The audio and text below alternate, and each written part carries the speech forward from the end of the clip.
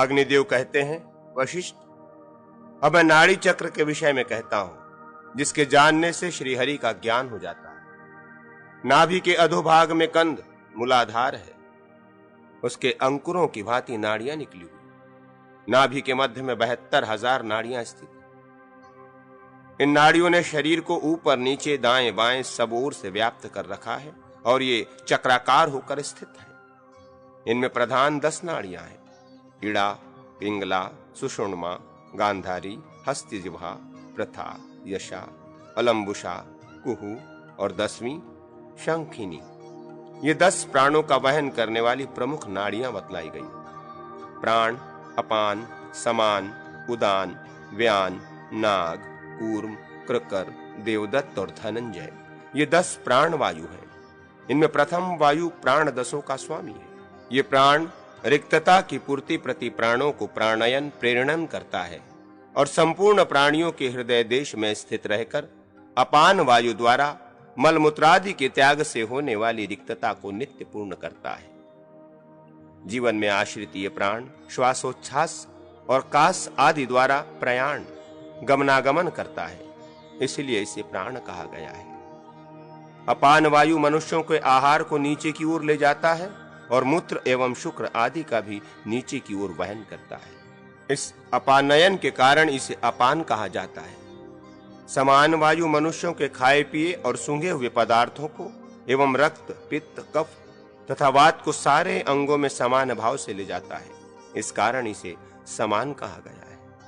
उदान नामक वायु मुख और अधरों को स्पंदित करता है, नेत्रों की अरुणिमा को बढ़ाता है और मर्म स्थानों को उद्विग्न करता है, इसलिए इसका नाम उदान है। व्यान अंगों को पीड़ित करता है, यही व्याधि को कुपित करता है और कंठ को अवरुद्ध कर देता है। व्यापनशील होने से इसे व्यान कहा गया है।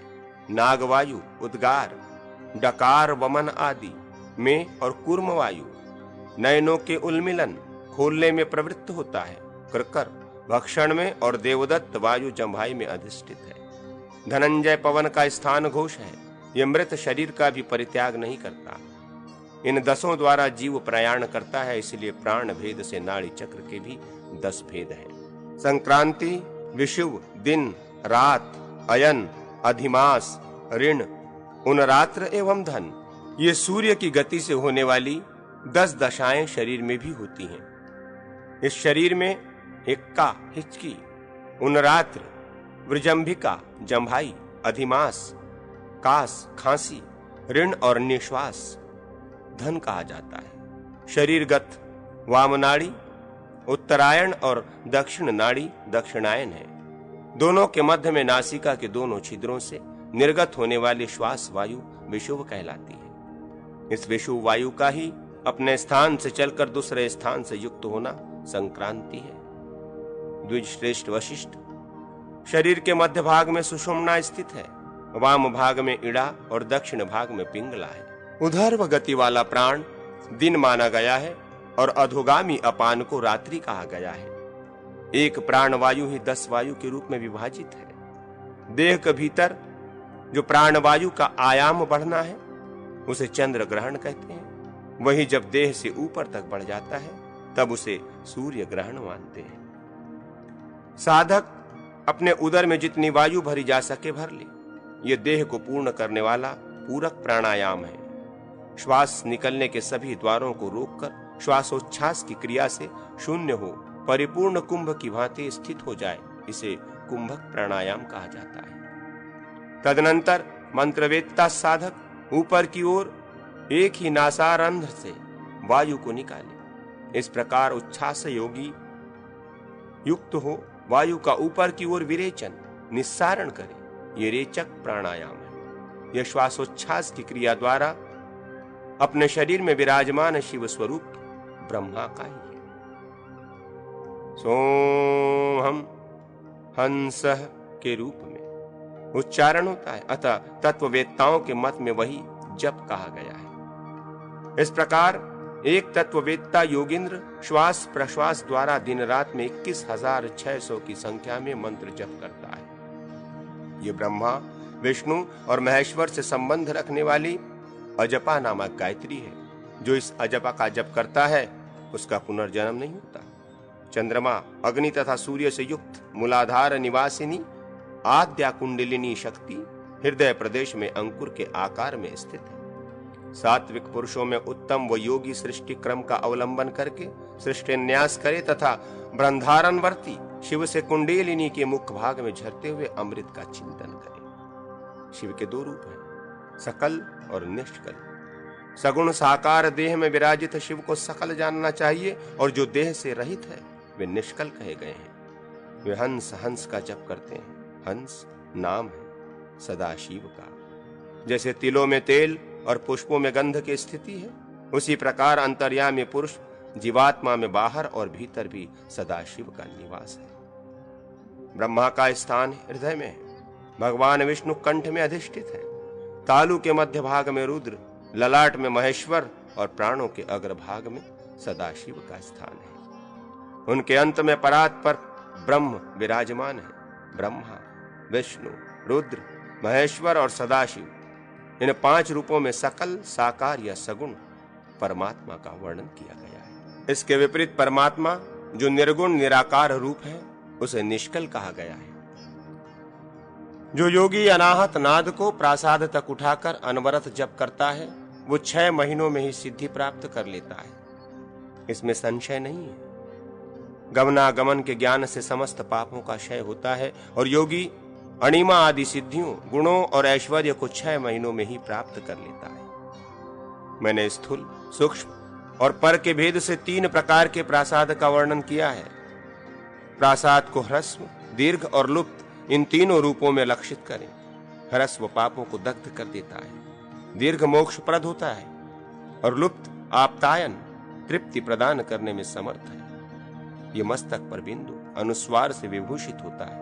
ह्रस्व प्रासाद मंत्र के आदि और अंत में फट लगाकर जप किया जाए तो ये मारण कर्म में हितकारक होता है।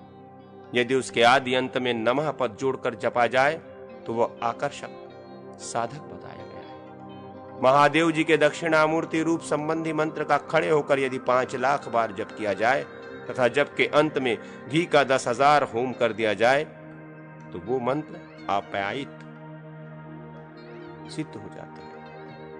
फिर उससे वशीकरण, उच्चाटन आदि कार्य कर सकते हैं। जो ऊपर शून्य, नीचे शून्य और मध्य में भी शून्य है, उस त्रिशून्य निरामय मंत्र को जो जानता है वह द्विज निश्चय ही मुक्त हो जाता है। 5 मंत्रों के मेल से महाकलेवरधारी 38 कलाओं से युक्त प्रासाद मंत्र को जो नहीं जानता है वो आचार्य नहीं कहलाता है। जो ओमकार, गायत्री और रुद्रादि मंत्रों को जानता है वही गुरु है। संध्या विधि। अग्निदेव कहते हैं, वशिष्ठ, जो पुरुष ओमकार को जानता है वो योगी और विष्णु स्वरूप है। इसलिए संपूर्ण मंत्रों के सारा स्वरूप और सब कुछ देने वाले ओमकार का अभ्यास करना चाहिए। समस्त मंत्रों के प्रयोग में ओमकार का सर्वप्रथम स्मरण किया जाता है। जो कर्म उससे युक्त है वही पूर्ण है, उससे विहीन कर्म पूर्ण नहीं है। आदि में ओमकार से युक्त भूः, भुवः, स्वः ये 3 शाश्वत महाव्याख्यों एवं तत्सवितुर्वरेण्यं भर्गो देवस्य धीमहि धियो यो न प्रचोदयात् 3 पदों से युक्त गायत्री को ब्रह्मा का, वेद अथवा ब्रह्मा का मुख जानना चाहिए। जो मनुष्य नित्य 3 वर्षों तक आलस्य रहित होकर गायत्री का जप करता है वो वायुभूत और आकाश स्वरूप होकर परम ब्रह्म को प्राप्त होता है। एकाक्षर ओमकार ही परम ब्रह्म है और प्राणायाम ही परम तप है। गायत्री मंत्र से श्रेष्ठ कुछ भी नहीं है। मौन रहने से सत्य भाषण करना ही श्रेष्ठ है। गायत्री की 7 आवृत्ति पापों का हरण करने वाली है। 10 आवृत्तियों से वो जपकर्ता को स्वर्ग की प्राप्ति कराती है और 20 आवृत्ति करने पर तो स्वयं सावित्री देवी जप करने वाले को ईश्वर लोक में ले जाती है। साधक गायत्री का 108 बार जप करके संसार सागर से तर जाता है। रुद्र मंत्रों के जप तथा कुष्मांड मंत्रों के जप से गायत्री मंत्र का जप श्रेष्ठ है। गायत्री से श्रेष्ठ कोई भी जप करने योग्य मंत्र नहीं है तथा व्याहृति होम के समान कोई होम नहीं है। गायत्री के 1 चरण, आधा चरण, संपूर्ण ऋचा एवं आदि ऋचा का भी जप करने मात्र से गायत्री देवी साधक को ब्रह्म हत्या, सुरापान, सुवर्ण की चोरी एवं गुरुपत्नी गमन आदि महापातकों से मुक्त कर देती है। कोई भी पाप करने पर उसके प्रायश्चित स्वरूप तिलों का हवन और गायत्री का जप बताया गया है। उपवास पूर्वक 1 सहस्र गायत्री मंत्र का जप करने वाला अपने पापों को नष्ट कर देता है। गोवध, पितृवध, मातृवध, ब्रह्म हत्या अथवा गुरुपत्नी गमन करने वाला, ब्राह्मण की जीविका का अपहरण करने वाला, सुवर्ण की चोरी करने वाला और सुरापान करने वाला महापातक की भी गायत्री का 1 लाख जप करने से शुद्ध हो जाता है। अथवा स्नान करके जल के भीतर गायत्री का 100 बार जप करें। तदनंतर गायत्री से अभिमंत्रित जल के 100 आचमन करें। इससे भी मनुष्य पाप रहित हो जाता है। गायत्री का 100 बार जप करने पर वो समस्त पापों का उपशमन करने वाली मानी गई है और 1 सहस्र जप करने पर उपपातकों का भी नाश करती है। 1 करोड़ जप करने पर गायत्री देवी अभिष्ट फल प्रदान करती है। जप करता देवत्व और देवराज तत्व को प्राप्त कर लेता है। आदि में ओमकार, तदनंतर भूभर्वः स्वाहा का उच्चारण करना चाहिए। उसके बाद गायत्री मंत्र का एवं अंत में पुनः ओमकार का प्रयोग करना चाहिए। जप में मंत्र का यही स्वरूप बताया गया है। गायत्री मंत्र के विश्वामित्र ऋषि, गायत्री छंद और सविता देवता हैं। उपनयन, जप एवं होम में इनका विनियोग करना चाहिए। गायत्री मंत्र के 24 अक्षरों के अधिष्ठात्र देवता क्रमशः ये हैं: अग्नि, वायु, रवि, विद्युत, यम, जलपति, गुरु, पर्जन्य, इंद्र, गंधर्व, पूषा, मित्र, वरुण, त्वष्टा, वसुगण, मरुदगण, चंद्रमा, अंगिरा, विश्वदेव, अश्विनी कुमार, प्रजापति सहित समस्त देवगण, रुद्र, ब्रह्मा और विष्णु। गायत्री जप के समय उपर्युक्त देवताओं का उच्चारण किया जाए तो वे जपकर्ता के पापों का विनाश करते हैं। गायत्री मंत्र के एक एक अक्षर का अपने निम्नलिखित अंगों में क्रमशः न्यास करें। पैरों के दोनों अंगुष्ठ, गुल्फद्वय, नलक, दोनों पिंडलियां, घुटने, दोनों जांघें, उपस्थ, वृषण, कटिभाग, नाभि, उदर, स्तनमंडल, हृदय, ग्रीवा, मुख, अधरोष्ठ, तालु, नासिका, नेत्रद्वय, भ्रूमध्य, ललाट, पूर्व, आनन, उत्तरोष्ठ, दक्षिण पार्श्व, उत्तर पार्श्व, सिर और संपूर्ण मुखमंडल। गायत्री के 24 अक्षरों के वर्णन क्रमशः इस प्रकार है: पीत, श्याम, कपिल, मरकत मणि सदृश, अग्नितुल्य, रुक्म सदृश, विद्युत प्रभ, ध्रूम, कृष्ण, रक्त, गौर, इंद्र नील मणि सदृश, स्फटिक मणि तुल्य, स्वर्णिम, पांडु, पुखराज तुल्य, अखिल द्युति, हेमाभ ध्रुम, रक्त नील, रक्त कृष्ण, सुवर्णाभ, शुक्ल, कृष्ण और पलाश वर्ण। गायत्री ध्यान करने पर पापों का अपहरण करती और हवन करने पर संपूर्ण अभिष्ट कामनाओं को प्रदान करती है। गायत्री मंत्र से तिलों का होम संपूर्ण पापों का विनाश करने वाला है। शांति की इच्छा रखने वाला जौ का और दीर्घायु चाहने वाला धृत का हवन करे। कर्म की सिद्धि के लिए सरसों का, ब्रह्म तेज की प्राप्ति के लिए दुग्ध का, पुत्र की कामना करने वाला दधि का और अधिक धान्य चाहने वाला अगहनी के चावल का हवन करे।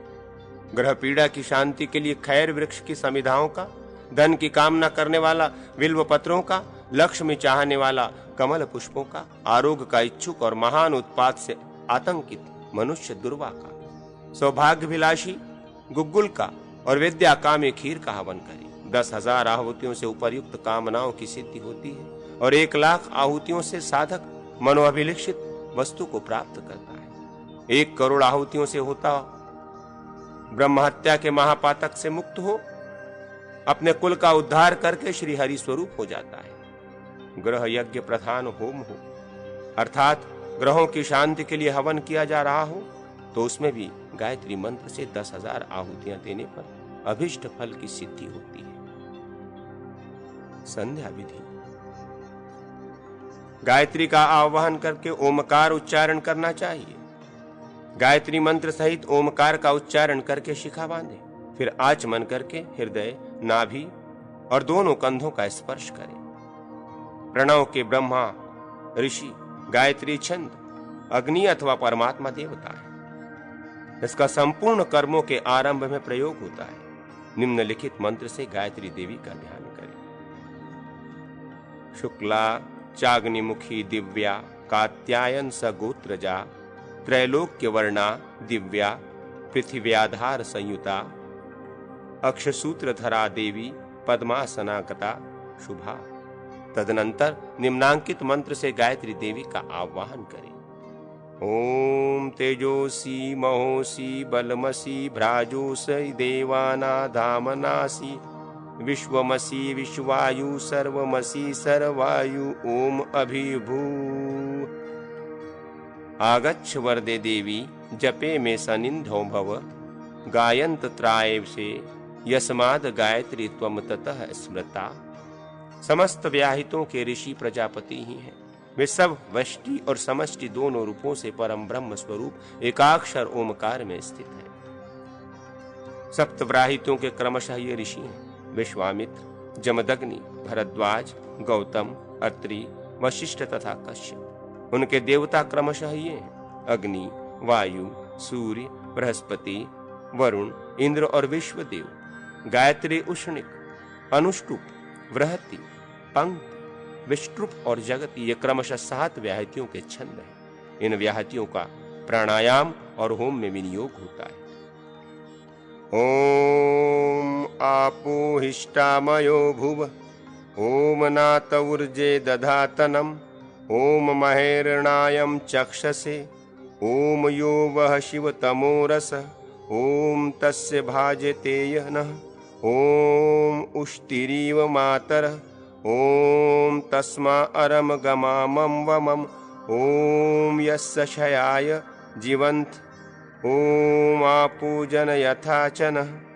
इन 3 ऋचाओं का तथा ओम द्रुपादिव मुमुचान स्वन्न स्वातो मलादिव पुतम पवित्रेण वाजयमापः शुद्धन्तु मयनसः।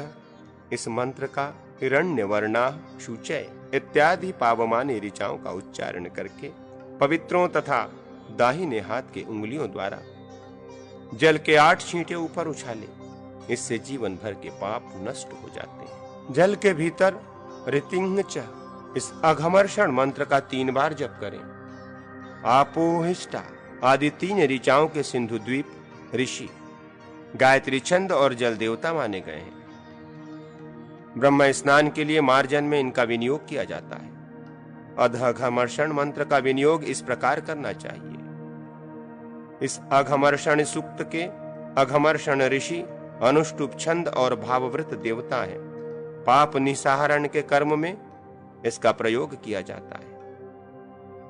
ओम आपो ज्वेति रसुमृत ब्रह्मा भुभुर्व स्वरोम ये गायत्री मंत्र का शिरोभाग है। इसके प्रजापति ऋषि हैं। ये छंद रहित यजुर मंत्र है, क्योंकि यजुर्वेद के मंत्र किसी नियत अक्षर वाले छंद में आबद्ध नहीं है। शिरो मंत्र के ब्रह्मा, अग्नि, वायु और सूर्य देवता माने गए हैं। प्राणायाम से वायु, वायु से अग्नि और अग्नि से जल की उत्पत्ति होती है तथा उसी जल से शुद्धि होती है। इसलिए जल का आचमन निम्नलिखित मंत्र से करें। उदुत्यम जात वेदम सह इस मंत्र के प्रस्कणव ऋषि कहे गए हैं। इसका गायत्री छंद और सूर्य देवता है। इसका तिरात्र और अग्निष्टोम याग में विनियोग होता है, परंतु संध्योपासना में इसका सूर्योपस्थान कर्म में विनियोग किया जाता है। चित्रम देवाना इस ऋचा के कौत्स ऋषि कहे गए हैं। इसका छंद त्रिष्टुप और देवता सूर्य माने गए हैं। यहां इसका भी विनियोग सूर्योपस्थान में ही है। गायत्री मंत्र के तात्पर्यार्थ का वर्णन। अग्निदेव कहते हैं, वशिष्ठ इस प्रकार संध्या का विधान करके गायत्री का जप और स्मरण करें। यह अपना गान करने वाले साधकों के शरीर और प्राणों का त्राण करती है, इसलिए इसे गायत्री कहा गया है। सविता सूर्य से इसका प्रकाशन प्राकट्य हुआ है, इसलिए यह सावित्री कहलाती है। वाक स्वरूपा होने से सरस्वती नाम से भी प्रसिद्ध है। तत्पद से ज्योति स्वरूप परम ब्रह्म परमात्मा अभिहित है। भर्ग पद तेज का वाचक है, क्योंकि भा धातु दीप्तर्थर्क है। और उसी से भर्ग शब्द सिद्ध है। भातीति भर्ग, इस प्रकार इसकी व्युत्पत्ति है, अथवा भ्रजस पाके। इस धातु सूत्र के अनुसार पाकार्थक वज्र धातु से भी भर्ग शब्द निष्पन्न होता है, क्योंकि सूर्यदेव का तेज औषधि आदि को पकाता है। भाज्र धातु भी दीप्तिपर्थक होता है। भाज्रते इति भर्गः, इस व्युत्पत्ति के अनुसार भाज्र धातु से भी भर्ग शब्द बनता है। बहुल छंदसी, इस वैदिक व्याकरण सूत्र के अनुसार उक्त सभी धातुओं से आवश्यक प्रत्यय आगम एवं विकार की ऊहा करने से भर्ग शब्द बन सकता है।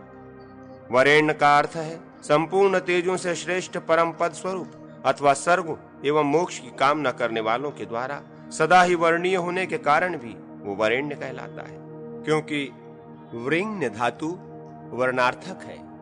धीमहि पद का ये अभिप्राय है कि हम जागृत और सुषुप्ति आदि अवस्थाओं से अतीत नित्य शुद्ध बुद्ध एकमात्र सत्य एवं ज्योतिः स्वरूप परम ब्रह्म परमेश्वर का मुक्ति के लिए ध्यान करते हैं। जगत की सृष्टि आदि के कारण भगवान श्री विष्णु ही वो ज्योति है। कुछ लोग शिव को वो ज्योति मानते हैं, कुछ लोग शक्ति को मानते हैं, और कोई सूर्य को तथा कुछ अग्निहोत्री वेदज्ञ अग्नि को वो ज्योति मानते हैं। वस्तुतः अग्नि आदि रूपों में स्थित विष्णु ही वेद वेदांगों में ब्रह्मा माने गए हैं, इसलिए देवस्य सवितु, अर्थात जगत के उत्पादक श्री विष्णु देव ही वो परम पद माना गया है, क्योंकि वे स्वयं ज्योति है स्वरूप भगवान श्री हरि महतत्व आदि का प्रसव उत्पत्ति करते हैं। वे ही पर्जन्य वायु आदित्य एवं शीत ग्रीष्म आदि ऋतुओं द्वारा अन्न का पोषण करते हैं। अग्नि में विधि पूर्वक दी हुई आहुति सूर्य को प्राप्त होती है, और सूर्य से वृष्टि, वृष्टि से अन्न, और अन्न से प्रजाओं की उत्पत्ति होती है। धीमहि पद धारणार्थक दुढ़ाई धातु से भी सिद्ध होता है, इसलिए हम उस तेज का मन से धारण चिंतन करते हैं। यह भी अर्थ होगा, यह परमात्मा श्री विष्णु का वो तेज न हम सब प्राणियों की धीयः बुद्धिवृत्तियों को प्रचोदयात प्रेरित करे। वे ईश्वर ही कर्म फल का भोग करने वाले समस्त प्राणियों के प्रत्यक्ष और अप्रत्यक्ष परिमाणों से युक्त समस्त कर्मों में विष्णु, सूर्य और अग्नि रूप से स्थित है। ये प्राणी ईश्वर की प्रेरणा से ही शुभाशुभ कर्मानुसार स्वर्ग अथवा नरक को प्राप्त होता है। श्री हरि द्वारा महतत्व आदि रूप से निर्मित ये संपूर्ण जगत ईश्वर का आवास स्थान है। वे सर्व समर्थ हंस स्वरूप परम पुरुष सर्वादि लोकों से क्रीड़ा करते हैं, इसलिए वे देव कहलाते हैं। आदित्य में जो भर्ग नाम से प्रसिद्ध दिव्य तेज है, वो उन्हीं का स्वरूप है। मोक्ष चाहने वाले पुरुषों को जन्म मरण के कष्ट से और दैहिक, दैविक और भौतिक त्रिविध दुखों से छुटकारा पाने के लिए ध्यानस्थ होकर इस परम पुरुष का सूर्य मंडल में दर्शन करना चाहिए। वे ही तत्वमसि आदि औपनिषदक महावाक्यों द्वारा प्रतिपादित सचित्त स्वरूप परम ब्रह्म है। संपूर्ण लोकों का निर्माण करने वाले सविता देवता का जो सबके लिए वर्णीय भर्ग है, वो विष्णु का परम पद है, और वही गायत्री का ब्रह्म रूप चतुर्थ पाद है। धीमहि पद से यह अभिप्राय ग्रहण करना चाहिए कि देहादि की जागृत अवस्थाओं में सामान्य जीव से लेके ब्रह्म पर्यंत मैं ही ब्रह्म हूँ, और आदित्य मंडल में जो पुरुष हैं वो भी मैं ही हूँ।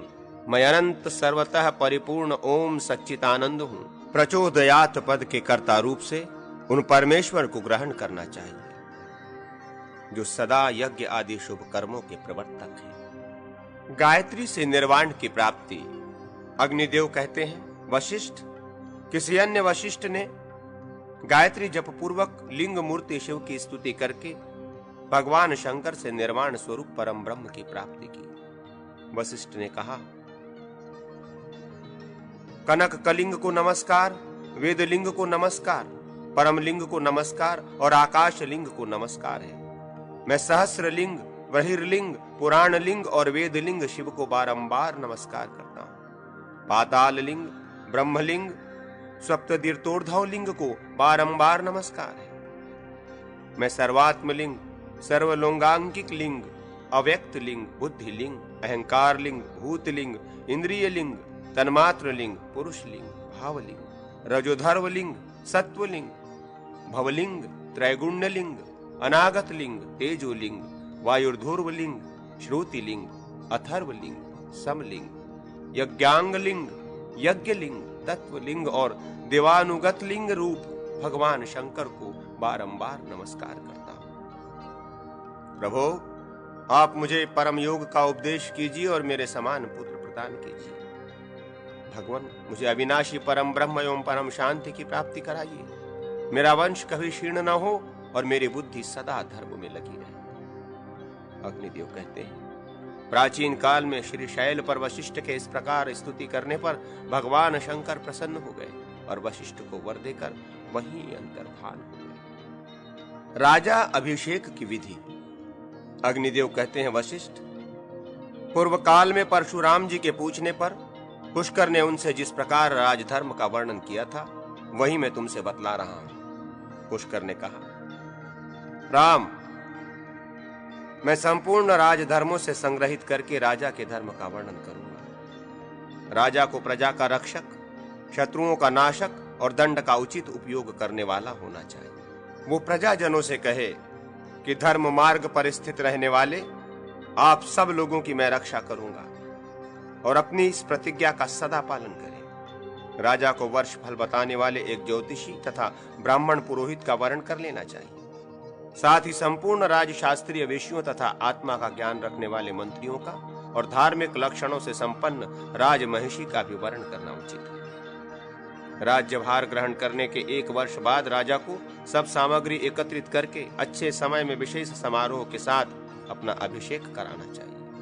पहले वाले राजा की मृत्यु होने पर शीघ्र ही राजासन ग्रहण करना उचित है। ऐसे समय में काल का कोई नियम नहीं है। ज्योतिषी और पुरोहित के द्वारा तिल, सशर्प आदि सामग्रियों का उपयोग करते हुए राजा स्नान करे और भद्रासन पर विराजमान होकर समूचे राज्य में राजा की विजय घोषित करे। फिर अभय की घोषणा कराकर राज्य के समस्त कैदियों को बंधन से मुक्त कर दे। पुरोहित के द्वारा अभिषेक होने से पहले इंद्र देवता की शांति करानी चाहिए। अभिषेक के दिन राजा उपवास करके वेदी पर स्थापित की हुई अग्नि में मंत्र पाठ पूर्वक हवन करे। विष्णु, इंद्र, सविता, विश्वदेव और सोम देवता संबंधी वैदिक ऋचाओं का तथा स्वस्थैन, शांति, आयुष तथा अभय देने वाले मंत्रों का पाठ करें। तत्पश्चात अग्नि के दक्षिण किनारे अपराजिता देवी तथा सुवर्णमय कलश की, जिसमें जल गिराने के लिए अनेकों छिद्र बने हुए हों, स्थापना करके चंदन और फूलों के द्वारा उनका पूजन करें। यदि अग्नि की शिखा दक्षिणावर्त हो, तपाए हुए सोने के समान उसकी उत्तम कांति हो, रथ और मेघ के समान उसके ध्वनि निकलती हो, धुआं बिल्कुल नहीं दिखाई देता हो, अग्निदेव अनुकूल होकर हविष्य ग्रहण करते हो, होमाग्नि से उत्तम गंध फैल रही हो, अग्नि से स्वस्तिक तक के आकार की लपटें निकलती हो, उसकी शिखा स्वच्छ हो और ऊंचे तक उठती हो तथा उसके भीतर से चिंगारियां नहीं छूटती हो, तो ऐसी अग्नि ज्वाला श्रेष्ठ एवं हितकर मानी गई है। राजा और आग के मध्य से बिल्ली, मृग तथा पक्षी नहीं जाने चाहिए। राजा पहले पर्वत शिखर की मृतिका से अपने मस्तक की शुद्धि करे, फिर बॉम्बे की मिट्टी से दोनों कान, भगवान विष्णु के मंदिर की धूलि से मुख, इंद्र के मंदिर की मिट्टी से ग्रीवा, राजा के आंगन की मृतिका से हृदय, हाथी के दांतों द्वारा खोदी हुई मिट्टी से दाहिनी बाह, बैल के सिंग से उठाई हुई मृतिका द्वारा बाईं भुजा, पोखरे की मिट्टी से पीठ, 2 नदियों के संगम की मृतिका से पेट और नदी के दोनों किनारों की मिट्टी से अपनी दोनों पसलियों का शोधन करें। वैश्या के दरवाजे की मिट्टी से राजा के कटी भाग की शुद्धि हो जाती है। यज्ञशाला की मृतिका से वह दोनों ऊरों, गौशाला की मिट्टी से दोनों घुटनों, गुड़सार की मिट्टी से दोनों जांघ तथा रथ के पहिए की मृतिका से दोनों चरणों की शुद्धि करें। इसके बाद पंचगव्य के द्वारा राजा के मस्तक की शुद्धि करनी चाहिए।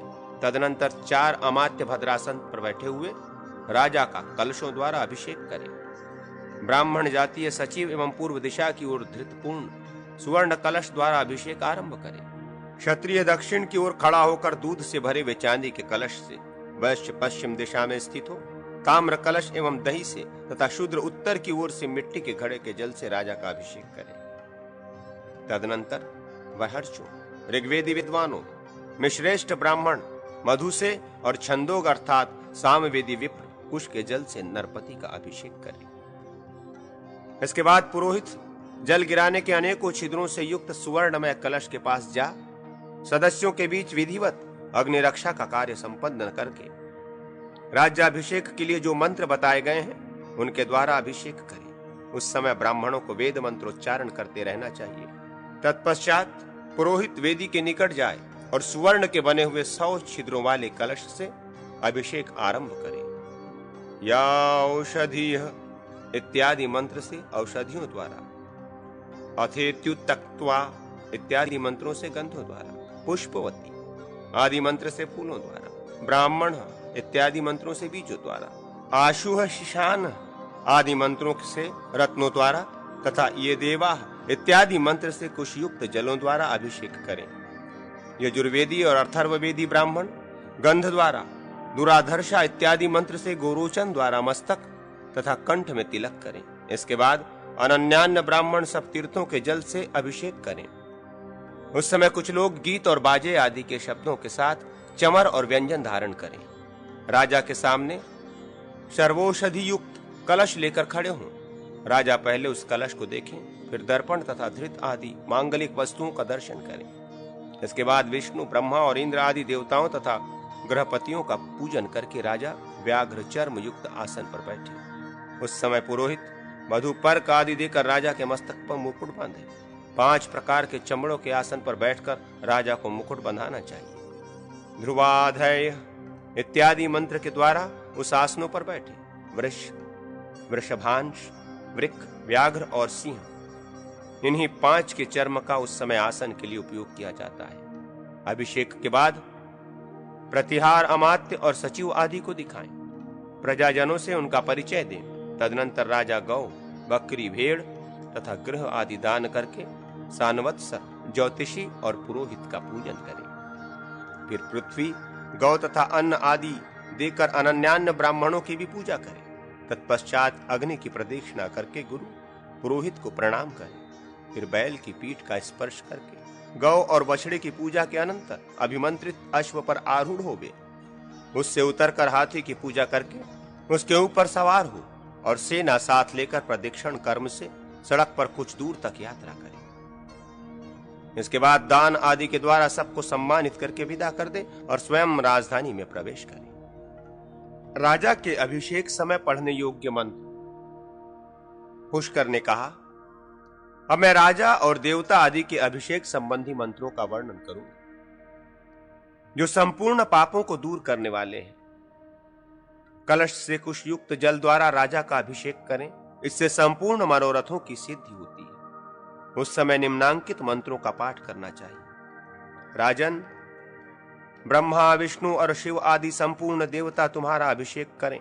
भगवान वासुदेव, संकर्षण, प्रद्युम्न, अनिरुद्ध, इंद्र आदि 10 दिक्पाल, रुद्र, धर्म, मनु, दक्ष, रुचि तथा श्रद्धा, ये सभी सदा तुम्हें विजय प्राप्त करने वाले हों। भृगु, अत्रि, वशिष्ठ, सनक, सनंदन, सनत कुमार, अंगिरा, पुलत्स, पुलह, कृतु, मरीचि और कश्यप आदि ऋषि महर्षि प्रजा का शासन करने वाले भूपति की रक्षा करें। अपनी प्रभा से प्रकाशित होने वाले बहिर्षद और अग्निश्वात नाम वाले पितर तुम्हारा पालन करें। क्रव्याध राक्षस, आह्वान किए हुए आजप्या, धृतपान करने वाले देवता और पितर, सुकाली, सुकाल लाने वाले देवता तथा धर्म प्रिया लक्ष्मी आदि देवियां प्रवृद्ध अग्नियों के साथ तुम्हारा अभिषेक करें। अनेकों पुत्रों वाले प्रजापति, कश्यप के आदित्य आदि प्रिय पुत्रगण, अग्निनंदन कुशवाक्ष तथा अरिष्ट नेमी की पत्नियां भी तुम्हारा अभिषेक करें। चंद्रमा की अश्विनी आदि भार्याएं, पुलह की प्रिय पत्नियां और भूता, कपिशा, द्रंष्टि, सुरसा, शर्मा, दनु, शेनी, भाषी, क्रौंची, धृतराष्ट्री तथा शुक आदि देवियां एवं सूर्य के सारथी अरुण, ये सब तुम्हारे अभिषेक का कार्य संपन्न करें। आयति, नियति, रात्रि, निद्रा, लोक रक्षा में तत्पर रहने वाली उमा, मेना और शची आदि देवियां, धूमा, पूर्णा, नैऋति, जया, गौरी, शिवा, रिद्धि, वेला, नडवला, असिकनी, ज्योत्सना, दिवांगनाएं तथा वनस्पति, ये सब तुम्हारा पालन करें। महाकल्प, कल्प, मनवंतर, युग, संवत्सर, वर्ष, दोनों अयन, ऋतु, मास, पक्ष, रात दिन, संध्या, तिथि, मुहूर्त तथा काल के विभिन्न अवयव, छोटे छोटे भेद तुम्हारी रक्षा करें। सूर्य आदि ग्रह और स्वयंभू आदि मनु तुम्हारी रक्षा करें। स्वयंभुव, स्वारोचीश, उत्तम, तामस, रैवत, चाक्षुष, व्यवस्तव, सावर्णी, ब्रह्मपुत्र, धर्मपुत्र, रुद्रपुत्र, दक्षपुत्र, रौच्य तथा भौत्य, ये 14 मनु तुम्हारे रक्षक हो। विश्वभुक, विपश्चित, शिखी, विभु, मनोजव, ओजस्वी, बलि, अद्युत, शांतियां, वृष, वृद्धामा, दिवहस्पृक, कवि, इंद्र, रैवंत, कुमार कार्तिकेय, वत्स विनायक, वीरभद्र, नंदी, विश्वकर्मा, पुरोजव, देववैद्य, अश्विनी कुमार तथा ध्रुव आदि 8 वसु, ये सभी प्रधान देवता यहाँ पदार्पण करके तुम्हारे अभिषेक का कार्य संपन्न करें।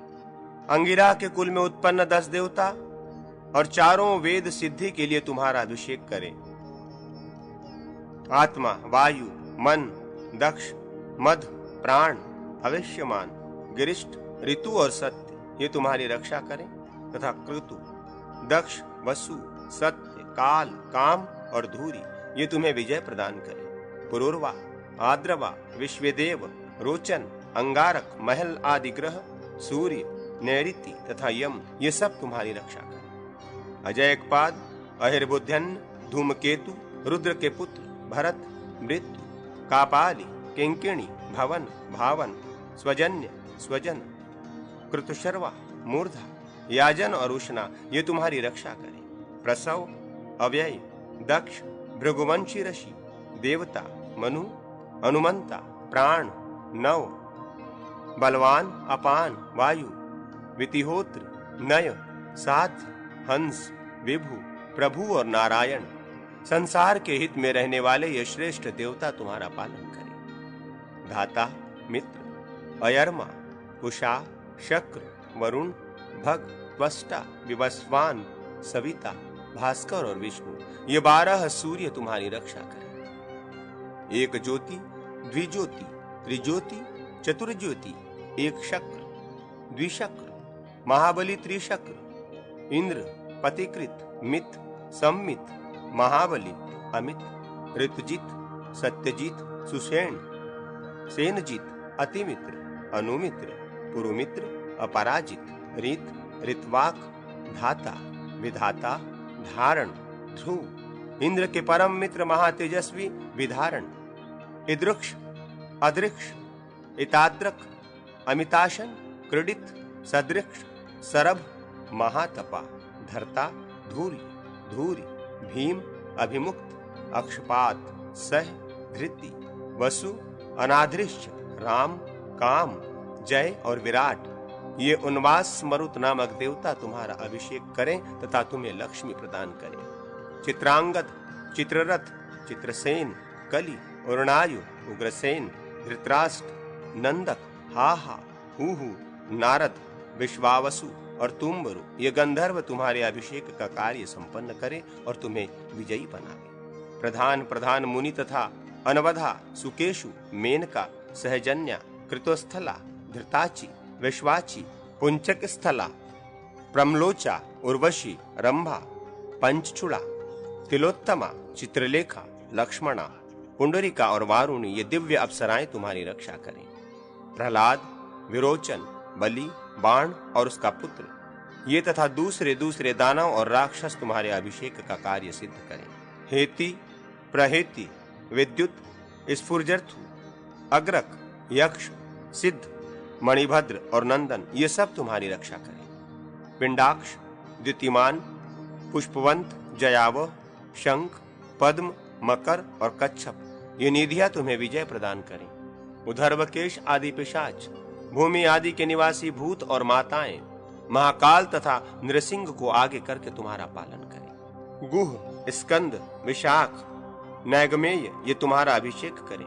भूतल एवं आकाश में विचरने वाली डाकिनी तथा योगिनियां, गरुड़, अरुण तथा संपाति आदि पक्षी तुम्हारा पालन करें। अनंत आदि बड़े बड़े नाग, शेष, वासुकी, तक्षक, ऐरावत, महापद्म, कंबल, अश्वतर, शंख, ककरोट, धृतराष्ट्र, धनंजय, कुमुद, ऐरावत, पद्म, पुष्पदंत, वामन, सुप्रतीक तथा अंजन नामक नाग सदा और सब ओर से तुम्हारी रक्षा करें। ब्रह्मा जी का वाहन हंस, भगवान शंकर का वृषभ, भगवती दुर्गा का सिंह और यमराज का भैंसा, ये सभी वाहन तुम्हारा पालन करें। अश्वराज उचनय श्रवा, धन्वंतरी वैद्य, कौस्तुभ मणि, शंखराज पांचजन्य, वज्र, शूल, चक्र और नंदक खड्ग आदि अस्त्र तुम्हारी रक्षा करें। दृढ़ निश्चय रखने वाले धर्म, चित्रगुप्त, दंड, पिंगल, मृत्यु, काल, वालखिल्य आदि मुनि, व्यास और वाल्मीकि आदि महर्षि, पृथु, दिलीप, भरत, दुष्यंत, अत्यंत बलवान शत्रुजित, मनु, कुकुत्सक, अनेना, युवनाक्ष, जयद्रथ, मानधाता, मुचकुंद और पृथ्वीपति पुरुरवा, ये सब राजा तुम्हारे रक्षक हो। वास्तु देवता और 25 तत्व तुम्हारी विजय के साधक हो। रुक्मभौम, शिलाभौम, पाताल, नीलमूर्ति, पीतरक, क्षिति, श्वेतभौम, रसातल, भूरलोक, भुवर आदि लोक तथा जम्बू द्वीप आदि द्वीप तुम्हें राज्य लक्ष्मी प्रदान करें। उत्तर कुरु, रम्य, हिरण्यक, भद्रवाक्ष, केतुमाल, बलाहक, हरिवर्ष, किमपुरुष, इंद्रद्वीप, केशरुमान, ताम्रवर्ण, गभस्तिमान, नागद्वीप, सौम्यक, गांधर्व, वारुण और नवम आदि वर्ष तुम्हारी रक्षा करें और तुम्हें राज्य प्रदान करने वाले हों। हिमवान, हेमकूट, निषद, नील, श्वेत, श्रृंगवान, मेरु, माल्यवान, गंधमादन, महेंद्र, मलय, सह्य, शुक्तिमान, वृक्षवान, गिरि, विंध्य और पारियात्र, ये सभी पर्वत तुम्हें शांति प्रदान करें। ऋक् आदि चारों वेद, छहो अंग, इतिहास, पुराण, आयुर्वेद, गांधर्व वेद और धनुर्वेद आदि उपवेद, शिक्षा, कल्प, व्याकरण, निरुक्त, ज्योतिष, छंद, ये 6 अंग, 4 वेद, मीमांसा, न्याय, धर्मशास्त्र और पुराण, ये 14 विद्याएं तुम्हारी रक्षा करें। सांख्य, योग, पाशुपत, वेद, पांचरात्र, ये सिद्धांत पंचक कहलाते हैं। इन पांचों के अतिरिक्त गायत्री, शिवा, दुर्गा, विद्या तथा गांधारी नाम वाली देवियां तुम्हारी रक्षा करें। और लवण, इक्षुरस, सुरा, घृत, दधि, दुग्ध तथा जल से भरे हुए समुद्र तुम्हें शांति प्रदान करें। चारों समुद्र और नाना प्रकार के तीर्थ तुम्हारी रक्षा करें। पुष्कर, प्रयाग, प्रभास, नैमिषारण्य, गयाशीर्ष, ब्रह्मश्री तीर्थ, उत्तर मानस, कालोदक, नंदिकुंड, पंचन तीर्थ, भृगु तीर्थ, अमरकंटक, जम्बूमार्ग, विमल, कपिलाश्रम, गंगा द्वार, कुशावर्त, विंध्य, नीलगिरी, वराह पर्वत, कनखल तीर्थ, कालंजर, केदार, रुद्रकोटि, महातीर्थ वाराणसी, बद्रिकाश्रम, द्वारका, श्रीशैल, पुरुषोत्तम तीर्थ, शालग्राम, वाराह, सिंधु और समुद्र के संगम का तीर्थ, फल्गुन तीर्थ, बिंदुसर, कबीराश्रम, गंगा नदी, सरस्वती, शतदुतु, गंडकी, अच्छोदा, विपाशा, वितस्ता, देविका नदी, कावेरी, वरुणा, निश्चिरा, गोमती नदी, पारा, चरणवती, रूपा, महानदी, मंदाकिनी, तापी, पयोष्णी, वेणा, वैतरणी, गोदावरी, भीमरथी, तुंगभद्रा, अरणी, चंद्रभागा, शिवा तथा गौरी आदि पवित्र नदियां तुम्हारा अभिषेक और पालन करें।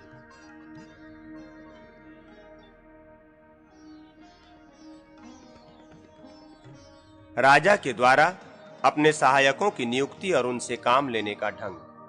पुष्कर कहते हैं, अभिषेक हो जाने पर उत्तम राजा के लिए ये उचित है कि वो मंत्री को साथ लेकर शत्रुओं पर विजय प्राप्त करे। उसे ब्राह्मण या क्षत्रिय को जो कुलीन और नीति शास्त्र का ज्ञाता हो अपना सेनापति बनाना चाहिए। द्वारपाल भी नीतिज्ञ होना चाहिए। इसी प्रकार दूत को भी मृदुभाषी, अत्यंत बलवान और सामर्थ्यवान होना उचित है। राजा को पान देने वाला सेवक स्त्री या पुरुष कोई भी हो सकता है। इतना अवश्य कि उसे राजभक्त, क्लेश सहिष्णु और स्वामी का प्रिय होना चाहिए। सांधि विग्रहिक, परराष्ट्र सचिव उसे बनाना चाहिए जो संधि, विग्रह, यान, आसन, द्वैधि भाव और समाश्रय इन 6 गुणों का समय और अवसर के अनुसार उपयोग करने में निपुण हो। राजा की रक्षा करने वाला प्रहरी हमेशा हाथ में तलवार लिए रहे। सारथी सेना आदि के विषय में पूरी जानकारी रखे। रसोइयों के अध्यक्ष को राजा का हितैषी और चतुर होने के साथ ही सदा रसोई घर में उपस्थित रहना चाहिए। राज्यसभा के सदस्य धर्म के ज्ञाता हों, लिखने का काम करने वाला पुरुष कई प्रकार के अक्षरों का ज्ञाता तथा हितैषी हो। द्वार रक्षा में नियुक्त पुरुष ऐसे होने चाहिए जो स्वामी के हित में संलग्न हो और इस बात की अच्छी तरह जानकारी रखें कि महाराज कब कब उन्हें अपने पास बुलाते हैं। धनाध्यक्ष ऐसे मनुष्य हों जो रत्न आदि की परख कर सके और धन बढ़ाने के साधनों में तत्पर रहें। राजवैद्य को आयुर्वेद का पूर्ण ज्ञान होना चाहिए। इसी प्रकार गजाध्यक्ष को भी गज विद्या से परिचित होना आवश्यक है। हाथी सवार परिश्रम से थकने वाला ना हो। घोड़ों का अध्यक्ष अश्व विद्या का विद्वान होना चाहिए। दुर्ग के अध्यक्ष को भी हितैषी एवं बुद्धिमान होना आवश्यक है। शिल्पी अथवा कारीगर वास्तु विद्या का ज्ञाता हो, जो मशीन से हथियार चलाने, हाथ से शस्त्रों का प्रयोग करने, शस्त्र को न छोड़ने, छोड़े हुए शस्त्र को रोकने या निवारण करने में तथा युद्ध की कला में कुशल और राजा का हित चाहने वाला हो। उसे अस्त्राचार्य के पद पर नियुक्त करना चाहिए। रनिवास का अध्यक्ष वृद्ध पुरुष को बनाना चाहिए। 50 वर्ष की स्त्रियां और 70 वर्ष के बूढ़े पुरुष अंतःपुर के सभी कार्यों में लगाए जा सकते हैं। शस्त्रागार में ऐसे पुरुष को रखना चाहिए जो सदा सजग रहकर पहरा देता रहे। भृत्यों के कार्यों को समझकर उनके लिए तदनुकूल जीविका का प्रबंध करना उचित है। राजा को चाहिए कि वो उत्तम, मध्यम और निकृष्ट कार्यों का विचार करके उनमें से ऐसे ही पुरुषों को नियुक्त करे। पृथ्वी पर विजय चाहने वाला भूपाल हितैषी सहायकों का संग्रह करे। धर्म के कार्यों में धर्मात्मा पुरुषों को, युद्ध में शूरवीरों को और धनोपार्जन के कार्यों में अर्थ कुशल व्यक्तियों को लगावे। इस बात का ध्यान रखे कि सभी कार्यों में नियुक्त हुए पुरुष शुद्ध आचार विचार रखने वाले हो। स्त्रियों की देखभाल में नपुंसकों की नियुक्ति करें। कठोर कर्मों में तीखे स्वभाव वाले पुरुषों को लगावे। तात्पर्य ये कि राजा धर्म, अर्थ अथवा काम के साधन में जिस पुरुष को जहां के लिए शुद्ध एवं उपयोगी समझे वहीं उसकी नियुक्ति करे। निकृष्ट श्रेणी के कामों में वैसे ही पुरुषों को लगावें राजा के लिए उचित है, क्योंकि वो तरह तरह के उपायों से मनुष्यों की परीक्षा करके उन्हें यथायोग्य कार्यों में नियोजित करे। मंत्री से सलाह ले। कुछ व्यक्तियों को यथोचित वृत्ति देकर हाथियों के जंगल में तैनात करे तथा उनका पता लगाते रहने के लिए कई उत्साही अध्यक्षों को नियुक्त करे। जिसको जिस काम में निपुण देखे उसको उसी में लगावें और बाप दादों के समय से चले आते हुए भृत्यों को सभी तरह के कार्यों में नियुक्त करें। केवल उत्तराधिकारी के कार्यों में उनकी नियुक्ति नहीं करें, क्योंकि वहां वे सब के सब एक समान हैं। जो लोग दूसरे राजा के आश्रय से हटकर अपने पास शरण लेने की इच्छा से आवें, वे दुष्ट हों या साधु, उन्हें यत्न पूर्वक आश्रय दें। दुष्ट साबित होने पर उनका विश्वास न करें और उनकी जीविका वृत्ति को अपने ही अधीन रखें। जो लोग दूसरे देशों से अपने पास आए हों, उनके विषय में गुप्तचरों द्वारा सभी बातें जानकर उनका यथावत सत्कार करें। शत्रु, अग्नि, विष, सांप और तलवार एक ओर तथा दुष्ट स्वभाव वाले भृत्य दूसरी ओर, इनमें दुष्ट भृत्यों को ही अधिक भयंकर समझना चाहिए। राजा को 4 चक्षु होना उचित है, अर्थात उसे गुप्तचरों द्वारा सभी बातें देखनी, उनकी जानकारी प्राप्त करनी चाहिए। इसलिए वो हमेशा सबकी देखभाल के लिए गुप्तचर तैनात किए रहे। गुप्तचर ऐसे हों जिन्हें दूसरे लोग पहचानते न हो, जिनका स्वभाव शांत एवं कोमल हो तथा जो परस्पर एक दूसरे से भी अपरिचित हो। उनमें कोई वैश्य के रूप में हो, कोई मंत्र तंत्र में कुशल, कोई ज्योतिषी, कोई वैद्य, कोई सन्यास वेशधारी और कोई बलाबल का विचार करने वाले व्यक्ति के रूप में हो। राजा को चाहिए कि किसी एक गुप्तचर की बात पर विश्वास न करे। जब बहुतों के मुख से एक ही तरह की बात सुने तभी उसे विश्वसनीय समझे। भृत्यों के हृदय में राजा के प्रति अनुराग है या विरक्ति, किस मनुष्य में कौन से गुण तथा अवगुण है, कौन शुभ चिंतक है और कौन अशुभ चाहने वाला, अपने भृत्य वर्ग को वश में रखने के लिए राजा को ये सभी बातें जाननी चाहिए। वो ऐसा कर्म करे जो राजा का अनुराग बढ़ाने वाला हो, जिससे लोगों के मन में विरक्ति हो। ऐसा कोई काम न करे। प्रजा का अनुराग बढ़ाने वाली लक्ष्मी से युक्त राजा ही वात्सव में राजा है। वो सब लोगों का रंजन करने, उनकी प्रसन्नता बढ़ाने के कारण ही राजा कहलाता है। अनुजीवियों का राजा के प्रति कर्तव्य का वर्णन। भृत्य को राजा की आज्ञा का उसी प्रकार पालन करना चाहिए जैसे शिष्य गुरु की और साध्वी स्त्रियां अपने पति की आज्ञा का पालन करती हैं। राजा की बात पर कभी आक्षेप न करें, सदा ही उसके अनुकूल और प्रिय वचन बोलें। यदि कोई हित की बात बतानी हो और वो सुनने में अप्रिय हो तो उसे एकांत में राजा से कहना चाहिए। किसी आय के काम में नियुक्त होने पर राजकीय धन का अपहरण न करें। राजा के सम्मान की उपेक्षा न करें। उसकी वेशभूषा और बोलचाल की नकल करना उचित नहीं। अंतःपुर के सेवकों के अध्यक्ष का कर्तव्य है कि वो ऐसे पुरुषों के साथ न बैठे जिनका राजा के साथ वैर हो तथा जो राज दरबार से अपमान पूर्वक निकाले गए हों। भृत्य को राजा की गुप्त बातों को दूसरों पर प्रकट नहीं करना चाहिए। अपनी कोई कुशलता दिखाकर राजा को विशेष सम्मानित एवं प्रसन्न करना चाहिए। यदि राजा कोई गुप्त बात सुनावे तो उसे लोगों में प्रकाशित न करे। यदि वे दूसरे को किसी काम के लिए आज्ञा दे रहे हों तो स्वयं ही उठकर कहे, महाराज मुझे आदेश दिया जाए, कौन सा काम करना है मैं उसे करूंगा। राजा के दिए हुए वस्त्र आभूषण तथा रत्न आदि को सदा धारण किए रहे। बिना आज्ञा के दरवाजे पर अथवा और किसी अयोग्य स्थान पर जहां राजा की दृष्टि पड़ती हो न बैठे। जम्हाई लेना, थूकना, खांसना, क्रोध करना, खाट पर बैठना, भौहें टेढ़ी करना, अधोवायु छोड़ना तथा डकार लेना आदि कार्य राजा के निकट रहने पर न करें। उनके सामने अपना गुण प्रकट करने के लिए दूसरों को ही युक्ति पूर्वक नियुक्त करें। शठता, लोलुपता, चुगली, नास्तिकता, नीचता तथा चपलता, इन दोषों का राज सेवकों को सदा त्याग करना चाहिए। पहले स्वयं प्रयत्न करके अपने में वेद विद्या एवं शिल्प कला की योग्यता का संपादन करें। उसके बाद अपना धन बढ़ाने की चेष्टा करने वाले पुरुष को अभ्युदय के लिए राजा की सेवा में प्रवृत्त होना चाहिए। उनके प्रिय पुत्र एवं मंत्रियों को सदा नमस्कार करना उचित है। केवल मंत्रियों के साथ रहने से राजा का अपने ऊपर विश्वास नहीं होता, अतः उनके हार्दिक अभिप्राय के अनुकूल सदा प्रिय कार्य करें। राजा के स्वभाव को समझने वाले पुरुष के लिए उचित है कि वो विरक्त राजा को त्याग दे और अनुरक्त राजा से ही आजीविका प्राप्त करने की चेष्टा करें। बिना पूछे राजा के सामने कोई बात न कहे, किंतु आपत्ति के समय ऐसा करने में कोई हर्ज नहीं है। राजा प्रसन्न हो तो वो सेवक के विनय युक्त वचन को मानता है, उसकी प्रार्थना को स्वीकार करता है। प्रेमी सेवक को किसी रहस्य स्थान, अंतःपुर आदि में देख ले तो भी उस पर शंका संदेह नहीं करता है।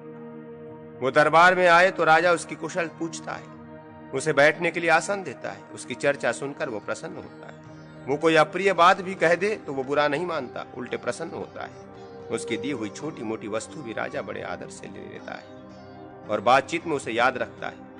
उक्त लक्षणों से राजा अनुरक्त है या विरक्त, ये जानकर अनुरक्त राजा की सेवा करे। इसके विपरीत जो विरक्त है उसका साथ छोड़ दे। राजा के दुर्ग, कर्तव्य तथा साध्वी स्त्री के धर्म का वर्णन पुष्कर कहते हैं। अब मैं दुर्ग बनाने के विषय में कहूंगा।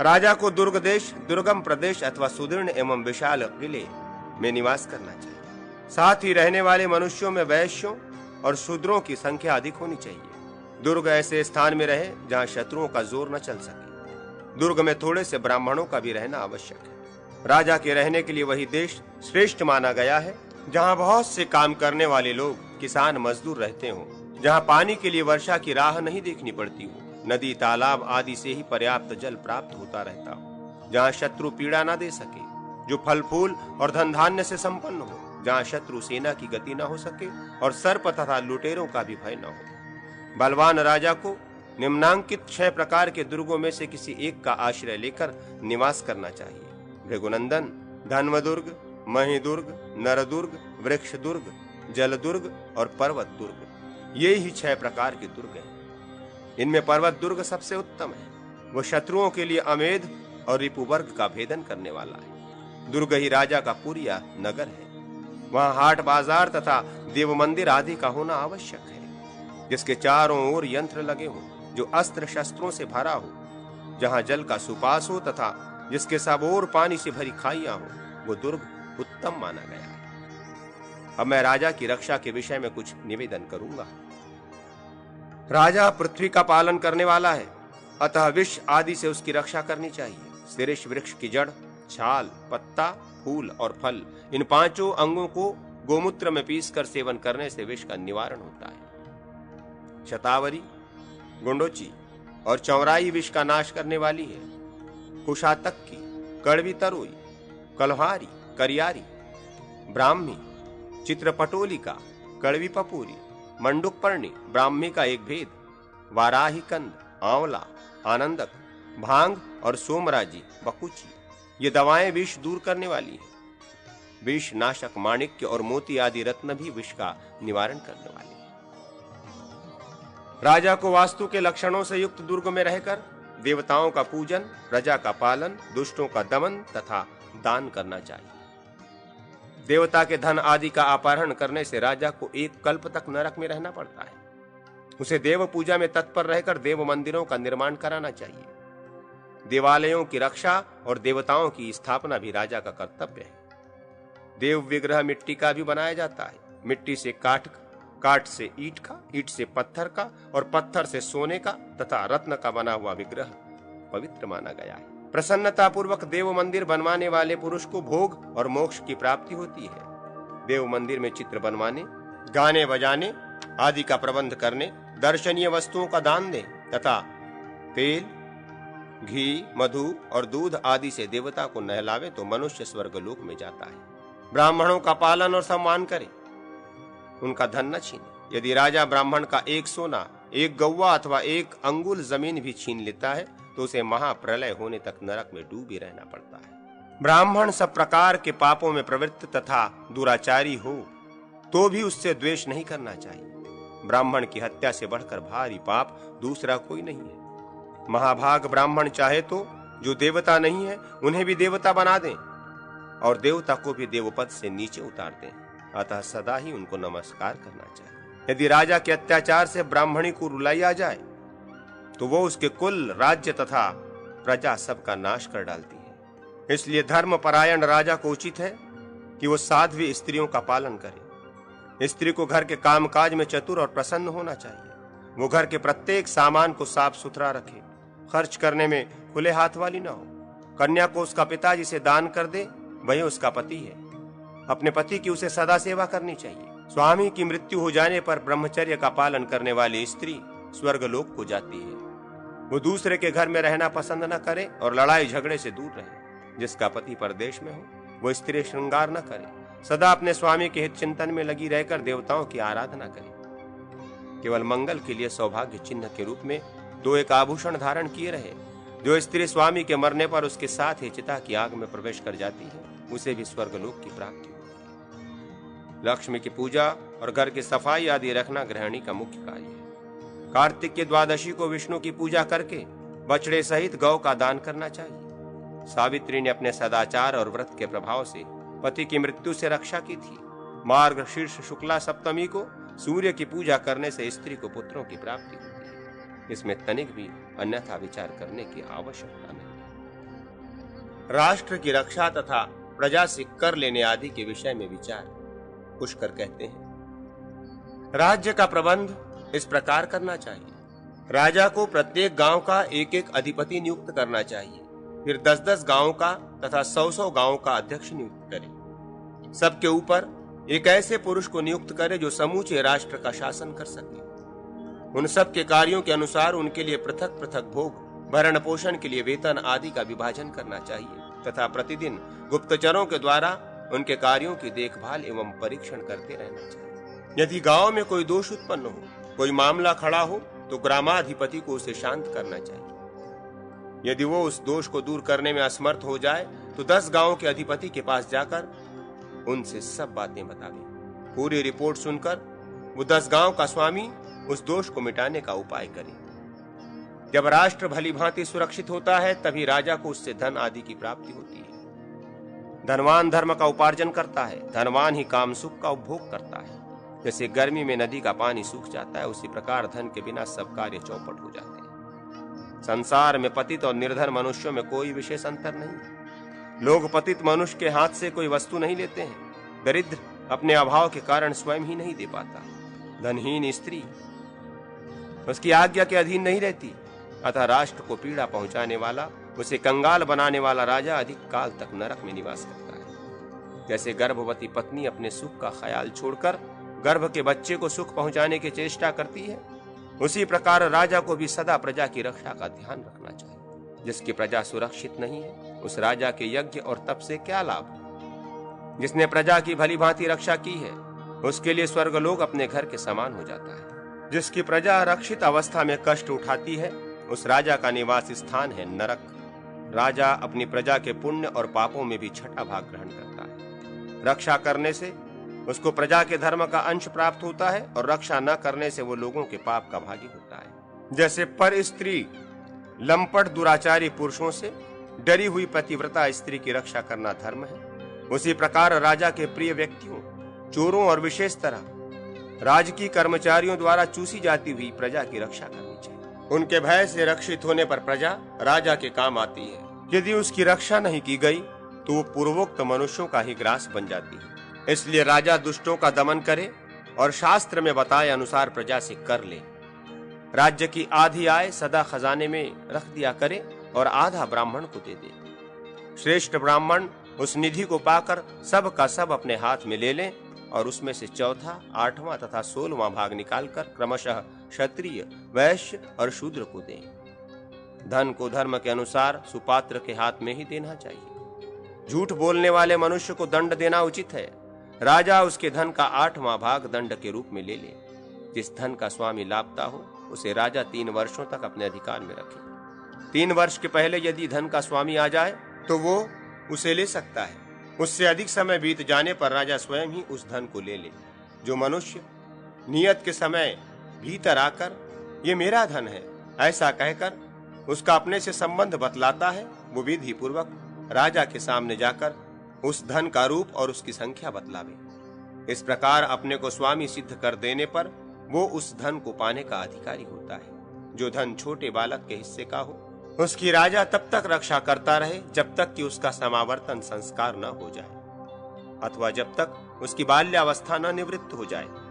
इसी प्रकार जिनके कुल में कोई न हो और उनके बच्चे छोटे हों ऐसी स्त्रियों की भी रक्षा आवश्यक है। पतिव्रता स्त्रियां भी यदि विधवा तथा रोगिणी हो तो उनकी रक्षा भी इसी प्रकार करनी चाहिए। यदि उनके जीते जी कोई बंधु बांधव उनके धन का अपहरण करें तो धर्मात्मा राजा को उचित है कि उन बांधवों को चोर का दंड दे। यदि साधारण चोरों ने प्रजा का धन चुराया हो तो राजा स्वयं उतना धन प्रजा को दे तथा जिन्हें चोरों से रक्षा करने का काम सौंपा गया हो उनसे चुराया हुआ धन राजा वसूल करे। जो मनुष्य चोरी न होने पर भी अपने धन को चुराया हुआ बताता हो वो दंडनीय है, उसे राज्य से बाहर निकाल देना चाहिए। यदि घर का धन घर वालों ने ही चुराया हो तो राजा अपने पास से उसको न दे। अपने राज्य के भीतर जितनी दुकानें हों उनसे उनकी आय का 20वां हिस्सा राजा को टैक्स के रूप में लेना चाहिए। परदेश से माल मंगाने में जो खर्च और नुकसान बैठता हो उसका ब्यौरा बतलाने वाला बीजक देखकर तथा माल पर दिए जाने वाले टैक्स का विचार करके प्रत्येक व्यापारी पर कर लगाना चाहिए, जिससे उसको लाभ होता रहे, वो घाटे में न पड़े। आय का 20वां भाग ही राजा को लेना चाहिए। यदि कोई राज कर्मचारी इससे अधिक वसूल करता है तो उसे दंड देना उचित है। स्त्रियों और साधु सन्यासियों से नाव की उतराई सेवा नहीं लेनी चाहिए। यदि मल्लाहों की गलती से नाव पर कोई चीज नुकसान हो जाए तो वो मल्लाहों से ही दिलाई जानी चाहिए। राजा शुक धान्य का 6वां भाग और शिम्बी धान्य का 8वां भाग कर के रूप में ग्रहण करे। इसी प्रकार जंगली फल फूल आदि में से देश काल के अनुरूप उचित कर लेना चाहिए। पशुओं का 5वां और सुवर्ण का 6वां भाग राजा के लिए ग्राह्य है। गंध, औषधि, रस, फूल, मूल, फल, पन्न, शाक, तृण, बांस, वेणु, चर्म, बांस को चीरकर बनाए हुए टोकरे तथा पत्थर के बर्तनों पर और मधु, मांस एवं घी पर भी आमदनी का 6वां भाग ही कर लेना उचित है। ब्राह्मणों से कोई प्रिय वस्तु अथवा कर नहीं लेना चाहिए। जिस राजा के राज्य में क्षत्रिय ब्राह्मण भूख से कष्ट पाता है उसका राज्य बीमारी, अकाल और लुटेरों से पीड़ित होता रहता है। अतः ब्राह्मण की विद्या और आचरण को जानकर उसके लिए अनुकूल जीविका का प्रबंध करें तथा जैसे पिता अपने औरस पुत्र का पालन करता है उसी प्रकार राजा विद्वान और सदाचारी ब्राह्मण की सर्वथा रक्षा करे। जो राजा से सुरक्षित होकर प्रतिदिन धर्म का अनुष्ठान करता है उस ब्राह्मण के धर्म से राजा की आयु बढ़ती है तथा उसके राष्ट्र एवं खजाने की भी उन्नति होती है। शिल्पकारों को चाहिए कि महीने में 1 दिन बिना पारिश्रमिक लिए केवल भोजन स्वीकार करके राजा का काम करें। इसी प्रकार दूसरे लोगों को भी जो राज्य में रहकर अपने शरीर के परिश्रम से जीविका चलाते हैं महीने में 1 दिन राजा का काम करना चाहिए। अंतःपुर के संबंध में राजा के कर्तव्य, स्त्री की विरक्ति और अनुरक्ति की परीक्षा तथा सुगंधित पदार्थों के सेवन का प्रकार। पुष्कर कहते हैं, अब मैं अंतःपुर के विषय में विचार करूंगा। धर्म, अर्थ और काम ये 3 पुरुषार्थ त्रिवर्ग कहलाते हैं। इनकी एक दूसरे के द्वारा रक्षा करते हुए स्त्री सहित राजाओं को इनका सेवन करना चाहिए। त्रिवर्ग एक महान वृक्ष के समान है। धर्म उसकी जड़, अर्थ उसकी शाखाएं और काम उसका फल है। मूल सहित उस वृक्ष की रक्षा करने से ही राजा फल का भागी हो सकता है। राम, स्त्रियां काम के अधीन होती हैं, उन्हीं के लिए रत्नों का संग्रह होता है। विषय सुख की इच्छा रखने वाले राजा को स्त्रियों का सेवन करना चाहिए, परंतु अधिक मात्रा में नहीं। आहार, मैथुन और निद्रा, इनका अधिक सेवन निषिद्ध है, क्योंकि इनसे रोग उत्पन्न होता है। उन्हें स्त्रियों का सेवन करें अथवा पलंग पर बैठावे जो अपने में अनुराग रखने वाली, परंतु जिस स्त्री का आचरण दुष्ट हो, जो अपने स्वामी की चर्चा भी पसंद नहीं करती, बल्कि उनके शत्रुओं से एकता स्थापित करती है, उद्दंडता पूर्वक गर्भ धारण किए रहती है, चुंबन करने पर अपना मुंह पोंछती या धोती है, स्वामी की दी हुई वस्तु का अधिक आदर नहीं करती, पति के पहले सोती है, पहले सोकर भी उसके जागने के बाद ही जागती है, जो स्पर्श करने पर अपने शरीर को कंपाने लगती है, एक एक अंग पर अवरोध उपस्थित करती है, उनके प्रिय वचन को भी बहुत कम सुनती है, जो सदा उनसे परांग मुख रहती है, सामने जाकर कोई वस्तु दी जाए तो उस पर दृष्टि नहीं डालती, अपने जघन कटी के अग्रभाग को अत्यंत छिपाने और पति के स्पर्श से बचने की चेष्टा करती है। स्वामी को देखते ही जिसका मुंह उतर जाता है, जो उनके मित्रों से भी विमुख रहती है, वे जिन जिन स्त्रियों के प्रति अनुराग रखते हैं, उन सब की ओर से जो मध्यस्थ, न अनुरक्त न विरक्त दिखाई देती है, तथा जो श्रृंगार का समय उपस्थित जानकर भी श्रृंगार धारण नहीं करती, वो स्त्री विरक्त है। उसका परित्याग करके अनुरागिणी स्त्री का सेवन करना चाहिए।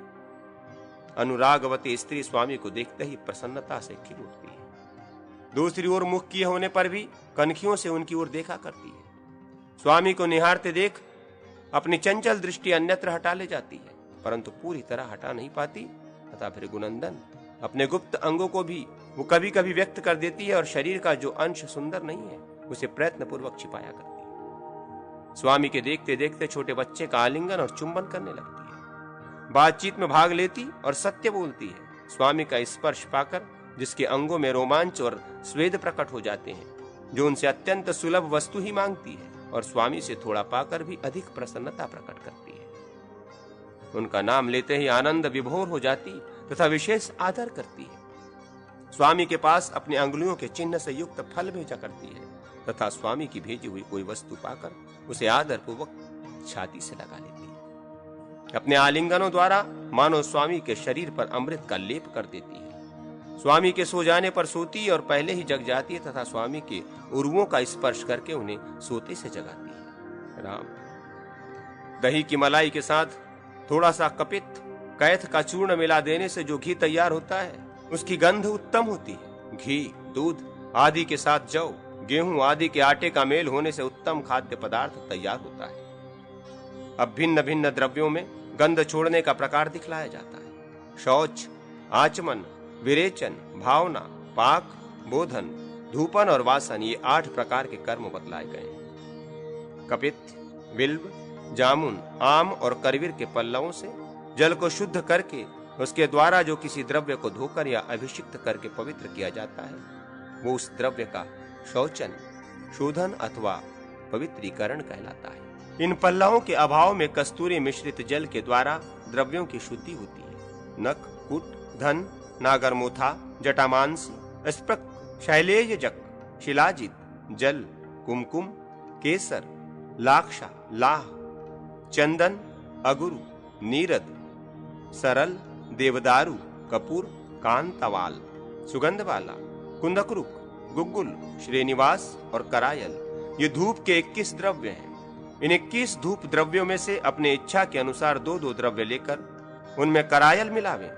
फिर सब में नख, एक प्रकार का सुगंध द्रव्य, पिनाक, तिल की खली और मलय चंदन का चूर्ण मिलाकर सबको मधु से युक्त करें। इस प्रकार अपने इच्छा अनुसार विधिवत तैयार किए हुए धूप योग होते हैं। त्वचा, छाल, नाड़ी, डंठल, फल, तिल का तेल, केसर, ग्रंथि पर्वा, शैलेय, तगर, विष्णुक्रांता, चोल, कर्पूर, जटामांसी, मूरा, कूट, ये सब स्नान के लिए उपयोगी द्रव्य हैं। इन द्रव्यों में से अपनी इच्छा के अनुसार 3 द्रव्य लेकर उसमें कस्तूरी मिला दें। इन सब से मिश्रित जल के द्वारा यदि स्नान करें तो वो कामदेव को बढ़ाने वाला होता है। त्वचा, मुरा, नलद, इन सबको समान मात्रा में लेकर इनमें आधा सुगंध बाला मिला दें फिर इनके द्वारा स्नान करने पर शरीर से कमल की सी गंध उत्पन्न होती है। इनके ऊपर यदि तेल लगाकर स्नान करे तो शरीर का रंग कुमकुम के समान हो जाता है। यदि उपर्युक्त द्रव्यों में आधा तगर मिला दिया जाए तो शरीर से चमेली के फूल की भांति सुगंध आती है। उनमें द्यामक नाम वाली औषध मिला देने से मौलसरी के फूलों की सी मनोहारिणी सुगंध प्रकट होती है। तिल के तेल में मंजिष्ठ, तगर, चोल, त्वचा, व्यागनक, नख और गंधपत्र छोड़ देने से बहुत ही सुंदर और सुगंधित तेल तैयार हो जाता है। यदि तिलों को सुगंधित फूलों से वासित करके उनका तेल पेरा जाए तो निश्चय ही वो तेल फूल के समान ही सुगंधित होता है। इलायची, लवंग, काकोल, कबाब चीनी, जायफल और कर्पूर ये स्वतंत्र रूप से एक एक भी यदि जायफल की पत्ती के साथ खाए जाएं तो मुंह को सुगंधित रखने वाले होते हैं। कर्पूर, केसर, कांता, कस्तूरी, मेउड़ का फल, कबाब चीनी, इलायची, लवंग, जायफल, सुपारी, त्वकपत्र, त्रुटी, छोटी इलायची, मोथा, लता, कस्तूरी, लवंग के कांटे, जायफल के फल और पत्ते, कटुक फल, इन सबको एक एक पैसे भर एकत्रित करके इनका चूर्ण बना लें और उसमें चौथाई भाग वासित किया हुआ खैरसार मिलावें। फिर आम के रस में घोटकर इसकी सुंदर सुंदर गोलियां बना लें। वे सुगंधित गोलियां मुंह में रखने पर मुख संबंधी रोगों का विनाश करने वाली होती है। पूर्वोक्त 5 पल्लवों के जल से धोई हुई सुपारी को यथाशक्ति ऊपर बताई हुई गोली के द्रव्यों से वासित कर दिया जाए तो वह मुंह को सुगंधित रखने वाली होती है। कटुक और दांतन को यदि 3 दिन तक गोमूत्र में भिगो कर रखा जाए तो वे सुपारी की ही भांति मुंह में सुगंध उत्पन्न करने वाली होती है। त्वचा और जंगी हर्रे को बराबर मात्रा में लेकर उनमें आधा भाग कर्पूर मिला दे तो वो मुंह में डालने पर पान के समान मनोहर गंध उत्पन्न करते हैं। इस प्रकार राजा अपने सुगंध आदि गुणों से स्त्रियों को वशीभूत करके सदा उनकी रक्षा करे, कभी उन पर विश्वास न करे। विशेषतः पुत्र की माता पर तो बिल्कुल विश्वास न करे। सारी रात स्त्री के घर में न सोवे, क्योंकि उनका दिलाया हुआ विश्वास बनावटी होता है। राजधर्म, राजपुत्र रक्षण आदि पुष्कर